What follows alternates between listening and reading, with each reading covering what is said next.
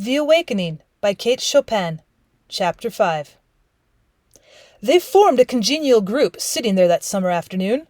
Madame Ratinal sewing away, often stopping to relate a story or incident, with much expressive gesture of her perfect hands, and Robert and Mrs. Pontellier sitting idle, exchanging occasional words, glances, or smiles, which indicated a certain advanced stage of intimacy and camaraderie.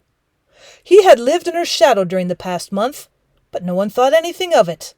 Many had predicted that Robert would devote himself to Mrs. Pontellier when he arrived. Since the age of 15, which was 11 years before, Robert each summer at Grand Isle had constituted himself the devoted attendant of some fair dame or damsel.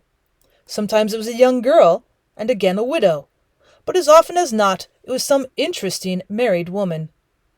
For 2 consecutive seasons he lived in the sunlight of Mademoiselle Devane's presence, but she died between the summers. Then Robert posed as an inconsolable, prostrating himself at the feet of Madame Ratinal for whatever crumbs of sympathy and comfort she might be pleased to vouchsafe. Mrs. Pontellier liked to sit and gaze at her fair companion as she might look upon a faultless Madonna. "Could anyone fathom the cruelty beneath that fair exterior?" murmured Robert. "She knew that I adored her once, and she let me adore her. It was, 'Robert, come. Go, stand up, sit down, do this, do that. See if the baby sleeps. My thimble, please, that I left God knows where. Come and read Daudet to me while I sew.' Well, par exemple, I never had to ask. You were always there under my feet like a troublesome cat." "You mean like an adoring dog. And just as soon as Ratinal appeared on the scene, then it was like a dog. 'Passez, adieu, allez-vous-en.'" "Perhaps I feared to make Alphonse jealous," she interjoined, with an excessive naivete. That made them all laugh. The right hand jealous of the left! The heart jealous of the soul! But for that matter, the Creole husband is never jealous. With him the gangrene passion is one which has become dwarfed by disuse.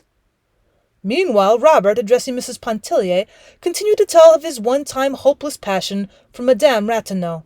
The sleepless nights of consuming flames till the very sea sizzled when he took his daily plunge, while the lady at the needle kept up a little running, contemptuous comment. "Blagueur, farceur, grosse bête, va!" Well, he never assumed a serio-comic tone when alone with Mrs. Pontellier, however. She never knew precisely what to make of it.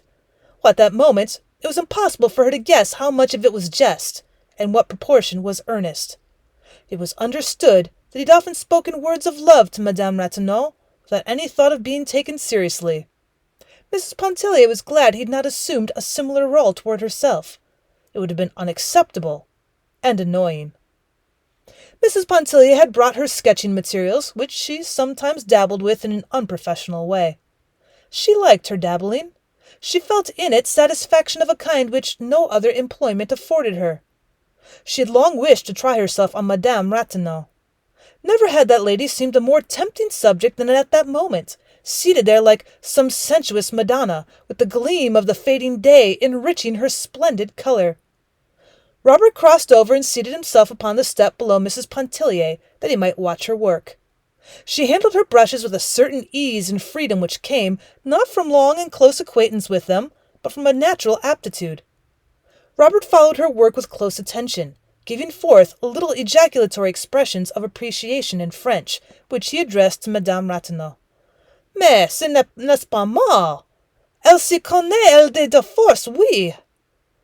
During his oblivious attention, he once quietly rested his head against Mrs. Pontellier's arm.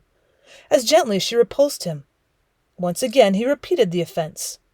She could not but believe it to be thoughtlessness on his part, yet that was no reason she should submit to it. She did not remonstrate, except again to repulse him quietly but firmly. He offered no apology. The picture completed bore no resemblance to Madame Ratinal. She was greatly disappointed to find that it did not look like her, but it was a fair enough piece of work, and in many respects satisfying. Mrs. Pontellier evidently did not think so.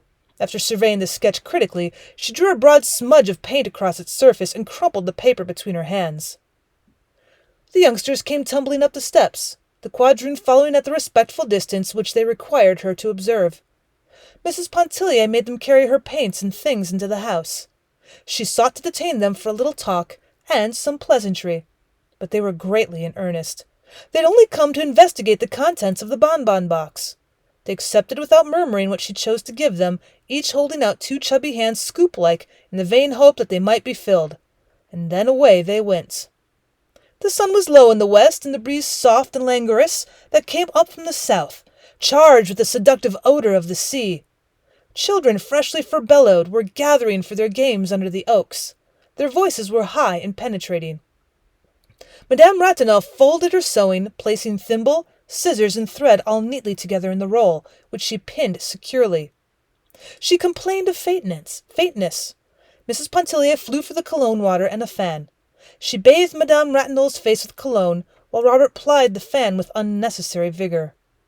The spell was soon over, and Mrs. Pontellier could not help wondering if there was not a little imagination responsible for its origin, for the rose tint had never faded from her friend's face. She stood watching the fair woman walk down the long line of galleries with the grace and majesty which queens are sometimes supposed to possess. Her little ones ran to meet her. 2 of them clung about her white skirts, the third she took from its nurse, and with 1,000 endearments bore it along in her own fond encircling arms, though, as everybody well knew, the doctor had forbidden her to lift so much as a pin.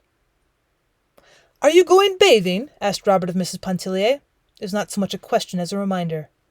"Oh, no," she answered with a tone of indecision. "I'm tired, I think not." Her glance wandered away from his face towards the gulf, whose sonorous murmur reached her like a loving but imperative entreaty. "Oh, come," he insisted. "You mustn't miss your bath. Come on. The water must be delicious. It will not hurt you. Come." He reached up for her big rough straw hat that hung on a peg outside the door, and put it on her head. They descended the steps and walked away together toward the beach.